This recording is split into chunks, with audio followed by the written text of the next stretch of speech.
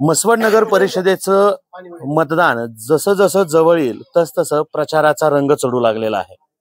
आज आपण आहोत सिद्धनाथ नागरिक आघाडीच्या उमेदवारांसोबत।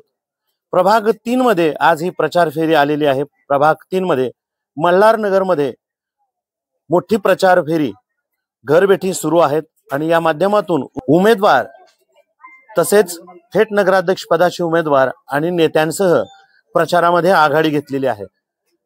चला तर संवाद साधूया या प्रभागात उभे असलेले उमेदवार आणि तसंच थेट नगराध्यक्ष पदासाठी उभे असलेले उमेदवार यांच्यासोबत।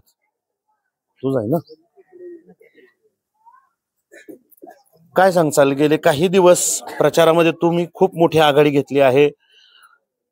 ज्या वेळेस इलेक्शन जाहीर झालं तेव्हापासून तुम्ही घरभेटी देत आहात, तुम्हाला काय अनुभव येतोय आणि लोकांचे काय प्रश्न आहेत की जे प्रत्येकाच्या दारात गेल्यानंतर तुम्हाला ते प्रश्न ऐकायला मिळतात? नमस्कार, मी भुवनेश्वरी देवी ते सिंह राज्यमाने। तर आम्ही मी तरी स्वतः भरपूर दिवस झाला प्रचार माझा चालू आहे। तर मला हेच जाणवतं की लोकांच्यात आमच्यासाठी प्रेम भरपूर आहे, पण त्यांच्या अडचणी पण तेवढ्याच आहेत।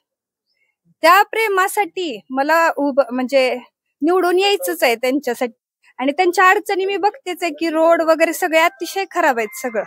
पुन्हा गलिच्छ वातावरण बऱ्याच ठिकाणी असं सगळं अडगळीचं वगैरे, कचरा वगैरे कुठं पण सगळं असं व्यवस्थापन व्यवस्थित नाही, कचऱ्याचं वगैरे ते सगळं व्यवस्थित करायचंय, हे सगळं जाणवतंय। पुन्हा नाले वगैरे पण सगळं खराब आहे अतिशय, त्याचे पण व्यवस्थापन व्यवस्थित नाहीये नाल्यांचं वगैरे सुद्धा। लोक अतिशय बऱ्यापैकी एक ठिकाणी त्रास वाटतं की हे कशी तिथं इतकं दुर्गंधी वगैरे असते तरी ती कशी राहतायत तिथं, असं पण वाटतंय। म्हणून ते सगळं व्यवस्थित करायचंय, त्याच्यासाठी मला संधी द्यावी सगळ्यांनी। आणि तुम्ही बघू शकता की हे सगळे किती जण आम्हाला उत्स्फूर्त प्रतिसाद देत आहेत, ते सगळं तुम्ही बघताय, त्यांचं प्रेम बघताय। त्यामुळे आम्हाला बाकीचं काही सांगायची गरज नाहीये तुम्हाला। प्रत्येक वेळी घरभेटी देत असताना प्रत्येकाचे वेगवेगळे प्रश्न हे उमेदवार समजून घेतात आणि त्यावर नक्कीच आम्ही उपाययोजना करू, त्यासाठी आम्हाला निवडून देणं गरजेचं आहे हेही पटवून सांगतात। गेले काही दिवस प्रचारात आघाडी घेत असताना त्यांना जाणवलेले प्रश्न, नागरिकांच्या समस्या यावर वारंवार खल होत असून आणि हे उमेदवार त्या प्रश्नांची उकल करण्यासाठी पराकाष्ठा करणार आहेत हे नक्कीच। त्याचबरोबर या प्रभागात असलेले दुसरे उमेदवार विजयंता लोखंडे यांच्याशी आपण संवाद साधूयात। त्यांना या प्रभागामध्ये कोणकोणत्या समस्या आहेत आणि त्या प्रभागामध्ये मतदारांचा पाठिंबा कशा पद्धतीने? नमस्कार, मी विजयंता भानदास लोखंडे।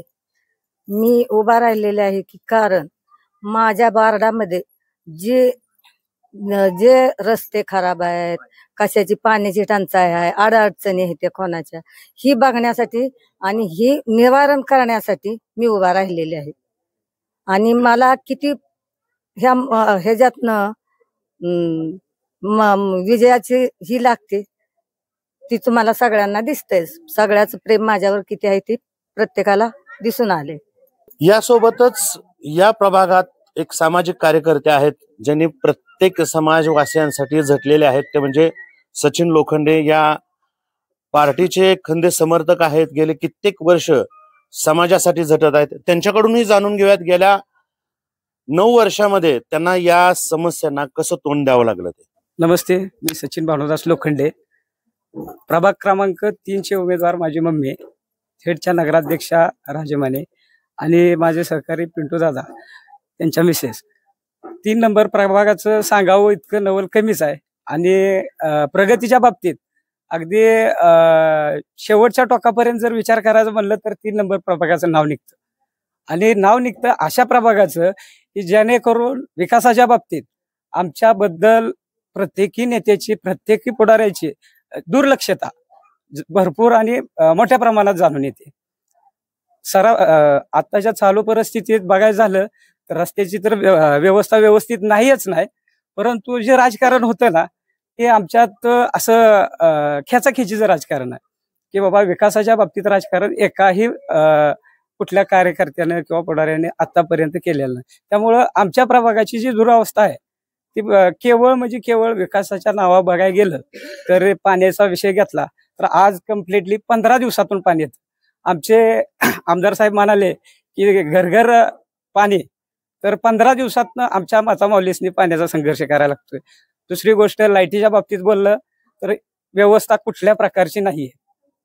तिसरी गोष्ट, जे काय आमच्या दलित फंडातनं कामं होतात त्या विकासाच्या कामाला इतकी अडथळे आणि इतकी अडचणी की समोर येऊन काम करायचं म्हटलं तरी कुठला उद्देश नाही, जर करायचं म्हणलं तर कुठला अजेंडा नाही. त्याच्यामुळं आज मी जे 3 नंबर प्रभागातून माझ्या मम्मीची उमेदवारी स्वीकारलेली आहे की माझ्या प्रभागात थोडासा तरी का होईना पण बदल घडावा, अशीच माझी सिद्धनाथ चरणी प्रार्थना आहे. आणि मला सगळ्या लोकांचं मनापासून असं प्रेम वाटतं की बोलायचं काम नाही, की सगळ्यांचा आशीर्वाद माझ्या सोबत आहे. आणि खास करून प्रभागात जिथं आता मी उभा राहिलोय ना, तिथं तर अगदी सांगावं इतकं नवलच आहे. धन्यवाद. याचबरोबर या प्रभागामधील आणखी एक महिला उमेदवार आहेत. वास्तविक पाहता पाहिलं तर येणाऱ्या निकालानंतर म्हसवड नगरपालिकेमध्ये महिला राज अवतरणार आहे. एक महिला आपलं घर सक्षमपणे चालवते, तशीच ती महिला नगरपालिका म्हसवड शहराचा कारभार ही सक्षमपणे चालवते, हेच प्रत्येक उमेदवाराला ठासून सांगत आहेत. चला आणखी एक उमेदवार, ज्या महिला उमेदवार आहेत शीतल लिंगे मॅडम, त्यांच्याशी आपण संवाद साधूया. आणि नमस्कार, माझं नाव शीतल दत्तात्रय लिंगे. मी शरदचंद्र पवार, राष्ट्रवादी शरदचंद्र पवार गटातून उमेदवारी अर्ज दाखल केलेला आहे निवडणुकीसाठी. माझं चिन्ह तुतारी आहे. आमच्या प्रभागात एवढ्या अडचणी आहेत की रस्त्याच्या म्हणा किंवा पाण्याच्या म्हणा. रस्ता तर खूपच खराब आहे आणि त्याशिवाय आमच्या प्रभागामध्ये पाण्याची अडचण एवढी आहे की 15 दिवसातून पाणी येतंय. कशाची कुठेच शिस्त नाहीये. रस्ता तर इतका खराब आहे की अक्षरशः चालायचं म्हटलं ना तर कुठे ठेस लागून माणूस पडतोय, काय होतं, हे 1000 प्रश्न आहेत. त्यासाठी त्यांनी मला निवडून द्यावं हीच मी विनंती करते. आणि बेरोजगारांना रोजगार, महिलांसाठी काहीतरी बचत गट योजना किंवा लघु उद्योग, हे माझं संकल्प आहे, ते मी करेल. त्यांनी मला दिलंच पाहिजे. म्हसवड शहर वाशांची अवस्था अशी झाली आहे की पाणी उशाला कोरड घशाला. कारण चारी बाजूनी पाणी आहे, केवळ समन्वय आणि व्यवस्थापन शून्य असल्याचं चित्र यांच्या बोलण्यातून दिसून येत आहे. राष्ट्रवादी शरदचंद्र पवार गटाचे आपल्या तालुक्याचे नेते, युवा आयडॉल अभयसिंह दादा जगताप आपल्या सोबत आहेत. त्यांनी या प्रचारामध्ये आघाडी घेतली आहे. म्हसवड नगरपालिकेमध्ये जातीनं लक्ष घालून म्हसवडचा विकास कसा करता येईल यासाठी त्यांचाही प्रयत्न सुरू आहे. त्यांचं विजन काय आहे म्हसवड नगर परिषदेच्या बाबतीत ते जाणून घेऊया. नमस्कार. खरं तर या मल्हारनगर परिसराचा माझा संबंध गेले 4-5 वर्षापासून अत्यंत जिव्हाळ्याचा आहे. आणि या भागात मी अनेक युवकांना मदत केलेली आहे. अगदी क्रीडा स्पर्धांपासून नोकरीच्या निमित्तानं अनेक युवकांचा माझा संपर्क आला आणि त्या निमित्तानं इथं फिरताना मला जाणवलं की या भागाचा कसलाही विकास गेले अनेक वर्ष झालेला नाही. हा वंचित भाग आहे आणि या भागाचा विकास करायचा असेल तर सक्षम नेतृत्व या शहराला लाभलं पाहिजे. आणि म्हणूनच आम्ही सिद्धनाथ नागरिक आघाडीच्या माध्यमातून राष्ट्रवादी काँग्रेस पार्टी अजितदादा पवार पक्ष आणि राष्ट्रवादी काँग्रेस पार्टी शरदचंद्रजी पवार पक्ष, त्याचबरोबर राष्ट्रीय काँग्रेस, त्याचबरोबर शिवसेना उद्धव बाळासाहेब ठाकरे गट आणि इतर सर्व राष्ट्रीय समाज पक्ष, या सर्वांना एकत्रित घेऊन आम्ही आघाडी काढलेली आहे. आणि खरं तर आमचा अजेंडा या म्हसवडचा जो वंचित विकास आहे तो पूर्ण करण्याचा आहे. मागच्या वेळी महाविकास आघाडीचे सरकार असताना इथली पाण्याची योजना मंजूर झालेली आहे, ती योजना पूर्णत्वास घेऊन जाणं आणि या म्हसवड शहराला दररोज पाणी पुरवठा कसा होईल यासाठी प्रयत्नशील राहणं. त्याचबरोबर इथल्या आरोग्याचे प्रश्न असतील, स्वच्छतेचे प्रश्न असतील, गटारांचे प्रश्न असतील, हे मार्गी लावणं हा आमचा अजेंडा तर आहेच. पण त्याचबरोबर या भागामध्ये एक वेगळा ट्रेंड सुरू झालेला आहे.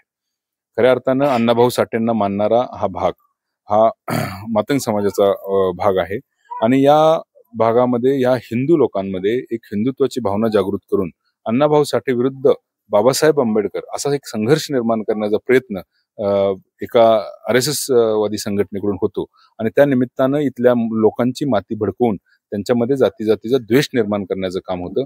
तर ते होऊ नये म्हणून अण्णाभाऊ साठे असू द्या, बाबासाहेब आंबेडकर असू द्या, या महापुरुष कुठल्या जातीमध्ये न बांधता त्यांनी खऱ्या अर्थानं राष्ट्र निर्माण करण्याचं काम केलंय. तर त्या सर्वांना एकत्रितपणे घेऊन शिवशाहू फुले आंबेडकर यांचा विचार सर्वसामान्यापर्यंत घेऊन जाणं आणि युवकांना खऱ्या अर्थानं देशहिताचं काम करण्यासाठी प्रवृत्त करणं आणि अंतर्गत संघर्ष कमी करून कलह करून खऱ्या अर्थानं या म्हसवड नगरीचा विकास कसा करता येईल यासाठी आम्ही प्रयत्नशील राहणार आहोत.